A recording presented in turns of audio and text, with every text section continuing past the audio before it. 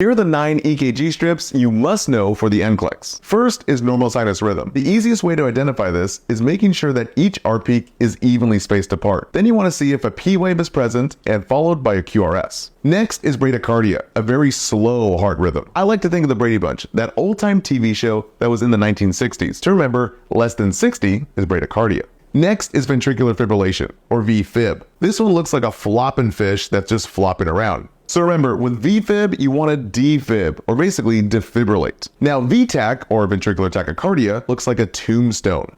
And remember, you defib if you don't count a pulse, or you cardiovert if you can count a pulse. Next is AFib, or atrial fibrillation. This is where the atria are all flipping around here. The easiest way to identify this is that the R peaks don't match up perfectly, and there are no P waves. Next we have A-flutter, or atrial flutter. Simply remember a fluttering bird, because this looks like a bird that flies. Now SVT is that super fast heart rate. It's called supraventricular tachycardia, a very fast rhythm. Next up is torsades de pointes, or torsades de pointes. I remember this as a big tornado in the heart. The #1 treatment here is magnesium sulfate, because magnesium mellows the heart muscles. Now very lastly is asystole. This is our flat line. Remember, you can never shock asystole.